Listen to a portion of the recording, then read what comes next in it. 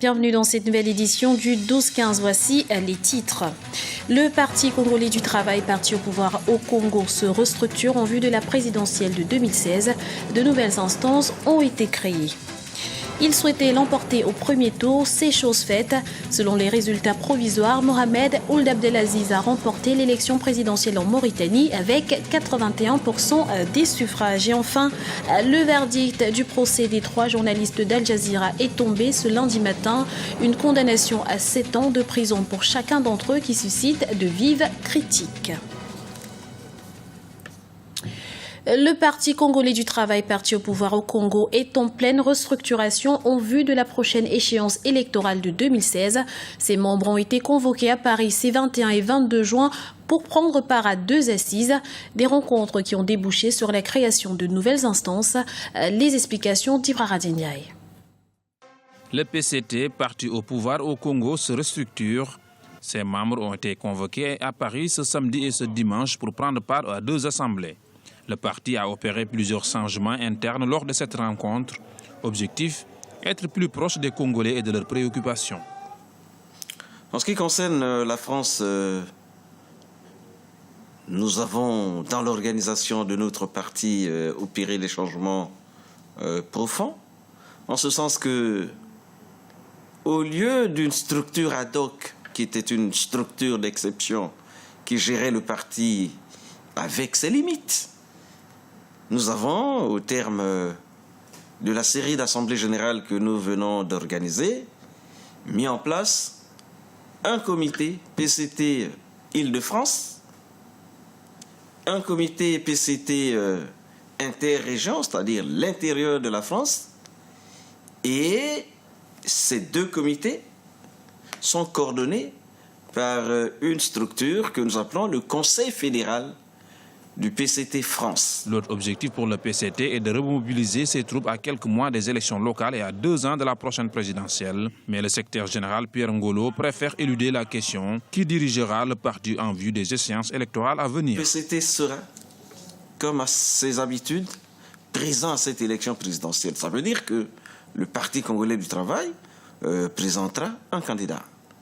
Mais non, est-ce qu'on peut aujourd'hui dire quel sera ce candidat ? Il est une instance compétente pour répondre à cette question. L'opposition entend de son côté jouer son rôle. Certains partis ont décidé d'unir leurs forces pour faire front au PCT.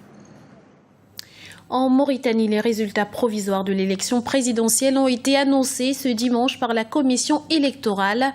Sans surprise, le président sortant Mohamed Ould Abdelaziz en est sorti vainqueur avec 81% des voix. Si le boycott de l'opposition n'a pas été suffisamment large, il a néanmoins fait effet.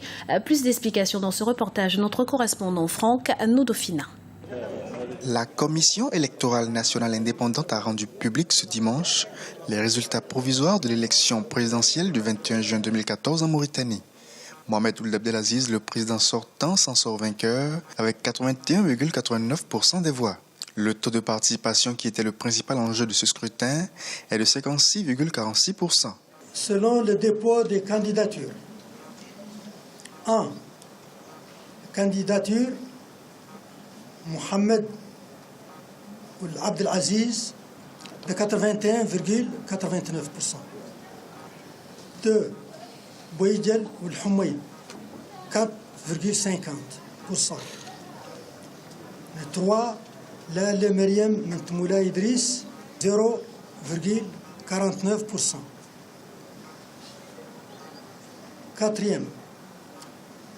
Biram Dah Abid, 8,67%.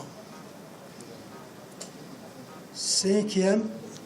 Brahim Mokhtar Sar, 4,44%.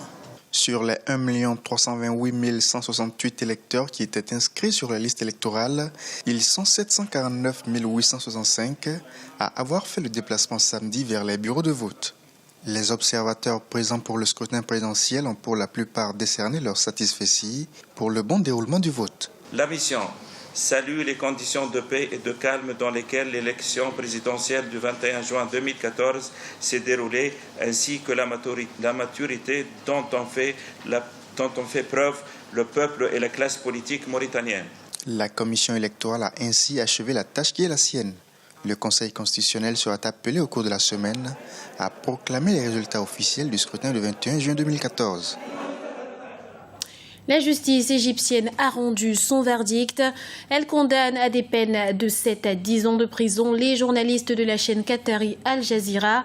Ils étaient retenus depuis le mois de décembre 2013 et accusés de soutien aux frères musulmans. La chaîne a depuis été interdite en Égypte et la confrérie a connu le même sort. Certains spécialistes dénoncent une entrave à la liberté de la presse. La condamnation des journalistes d'Al Jazeera constitue d'une certaine manière une grave atteinte à la liberté de la presse.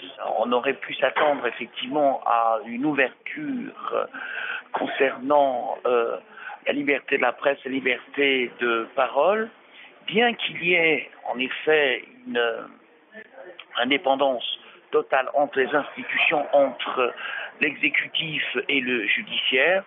Force est de constater que cette façon de procéder de la justice n'est pas, en effet, un bon signal qui est renvoyé à la fois à la communauté des journalistes, mais aussi à la communauté internationale.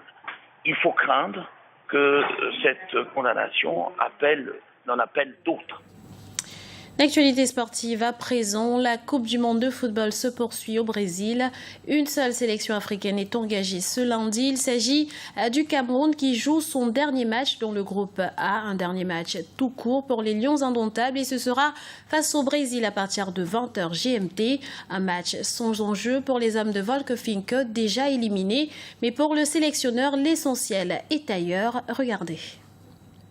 Chacun ne veut pas quitter le Brésil avec une mauvaise impression. Alors, il faut montrer un visage pour travailler pour la réputation, pour vraiment pour la réputation de l'équipe, pour la réputation de chaque joueur et pour la réputation du football camerounais.